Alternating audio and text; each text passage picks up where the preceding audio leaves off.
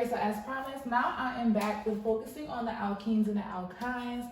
There aren't that many differences in regards to naming with the alkenes and alkynes, because just like with the alkanes, like how if you have one carbon, it's a methane, so it'll be a methene. Or if it has a triple bond, it'll be a methine. So the basis is the same. That's why I went thoroughly through the molecular formulas and the names of the alkanes, because all you have to do is drop the A-N-E of the alkanes and make it an alkene or an alkyne. Now, the first thing I wanted to point out with these two were how they differ by alkanes. Alkanes are CnH2n plus 2. That's their formula. But for alkenes, it's CnH2n. For alkynes, it's CnH2n minus 2. So instead of 2n plus 2, it's 2n minus 2, which means we are losing more of the hydrogenation of the bond, okay? So the suffix, what it ends in, E-N-E. So if it contains a double bond and it's a three-carbon chain for alkanes is butane. So it'll be butene, right? And then same thing here, the suffix is -ine, Y-N-E. So it contains a triple bond. So if we have a 4-carbon chain that contains a triple bond, it'll become butane. All right, does that make sense? So alkenes and alkynes, they're named like a substituent. So just like how we did before in the very first video, it's indicated by the lower number of the double bond. So what do I mean by that? Well, if we look over here, we know that's 1, that's 2, that's 3, and then that's 4, right? So we wouldn't name it 3-butene because it's not the lower number of the double bond. The lower number of the double bond is a 2. So that's why it can be 2-butene. So there's two different ways of writing this name. You can write it this way, and this is correct, or you can write it this way, butene. So the number has to come directly before the suffix, right? So you just split up the name, but add this into the suffix. So same thing for 2-butyne. So it's a triple bond. So that's 1, 2, 3, and 4, right? So that's why we name it 2-butyne, because it's using the lower number of the triple bond, which is 2. So same thing with naming. It can be this or this. So I decided to put them side by side just so you guys can kind of compare. But as I said before, there's not that many differences besides the suffixes, and then one contains a double bond and one contains a triple bond. All right, guys, so do not laugh at the way that I drew these. So we are just gonna go through, I only did 3 examples just because this one may take a little bit of time to understand as well as this one. So let's just begin here. So the first thing, we continue the same thing. We number the parent chain. So we start from the end that contains the first higher priority group, and a higher priority group, double bonds have priority. So let me put this here. So triple is greater than double.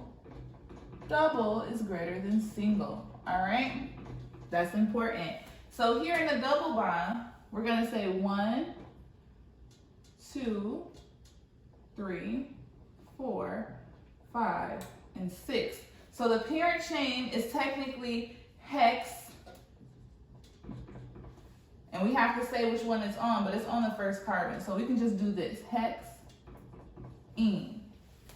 Or you can say hex-1-ene. Some teachers want you to put the 1 before, but if you don't put it, teachers also understand that you understand that it's just on the first carbon.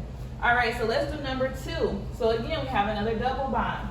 So we're gonna start numbering at the double bond. We can say 1, 2, 3, 4, 5, 6. 1, 2, 3, 4, 5, 6. So really it doesn't matter which way we go, right? So 1, 2, 3, 4, 5, and 6. So right away, what's our parent chain? Our parent chain is hex, right? 6, yeah, hex-ene, right? Or hex-1-ene. That's our parent chain. But what substituents do we have? We have a 4-ethyl, which is here, and then we have a 3-methyl. So when we get ready to name it, we just combine it all together alphabetically. So it's going to be 4-ethyl, 3-methyl, hex, 1-ene. Does that make sense? So this tells us that on the 4th carbon, we have an ethyl group. On the 3rd carbon, we have a methyl group. On the 1st carbon, we have a double bond. All right? So that's how you kind of do that one. All right, so now you guys are looking at this one. I needed to take a look at my notes even because I had to remember that although triple bonds are higher priority than double and single and so on and so forth, that it's still always about what will give it the greatest name, right? So, or the lower number in its name. So we put the 1 here, a 2 here, a 3 here, and then a 4, and then a 5. All right? So when it comes down to naming, see, that looks really weird though. Oh, that's me messing it up, you guys. 1. I'm like, no, because you're supposed to remember. See, learn from my mistakes. We are supposed to include all of the carbons of the double and single bond in the naming, all right? So when it comes down to the parent chain, we know that we have a pent, what is it? P, isn't it? Pen, I always mess this up.